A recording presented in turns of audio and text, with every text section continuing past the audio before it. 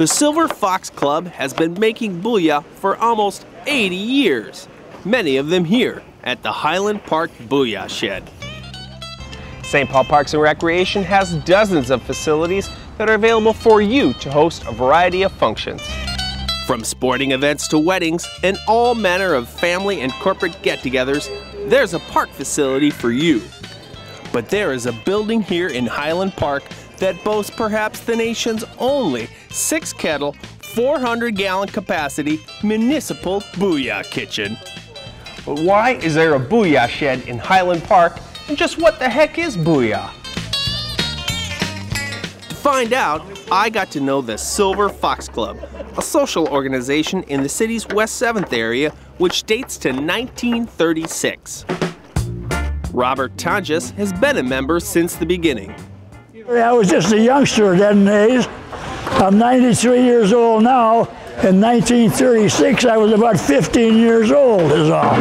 We always donated to do good causes. We still donate to a lot of different causes. That's the reason we're in business yet. We're still a social club. In an era predating modern public-private partnerships, the Silver Fox Club had a hand in putting these kettles in a city park. We built this end of the clubhouse and all the booyah kettles we donated at the West 7th Street VFW Club and the Silver Fox Club back when we put this kettle in. We started across the way at the other park on the other side of the bridge there in the 50s. We cooked the booyah for 70 years. Wielding canoe paddles for wooden spoons, booyah cooks work the mixture in giant steel kettles.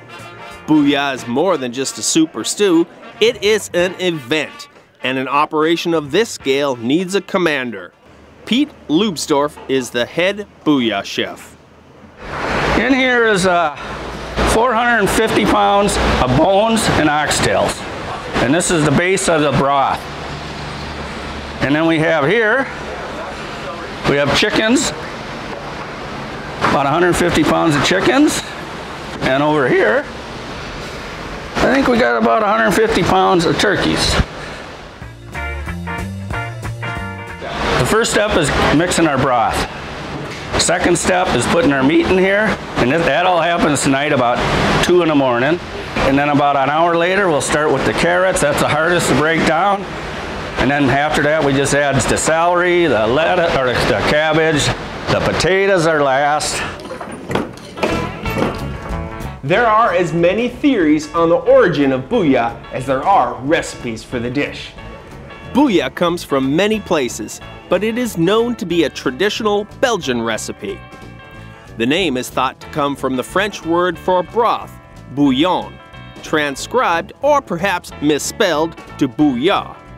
It is well known that oxtails are important to booyah, but if you want to make your own batch, just ask the chef for a list of spices. Well, that's a secret. About 5 o'clock, we'll start preparing our spice bags. They'll stay in there till the product is done, the booyah is done. And when the booyah is done, the folks line up, well before the event, with kettles in hand to take home some for freezing. Reading a copy of the Highland Villager, Julia Fargo was first in line. You're first in line here, you got the chair and everything. What brings you out here today? Booyah! Plain and simple, booyah.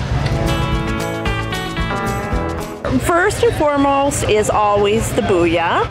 Second, it is the coming up for the festival and have the feeling of community, of bringing diverse people together in this pavilion that's been serving the community for years with just fun and festivities.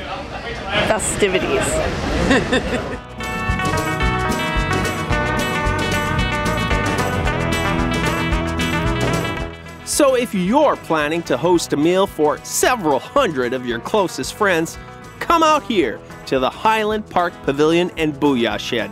It's definitely a one-of-a-kind.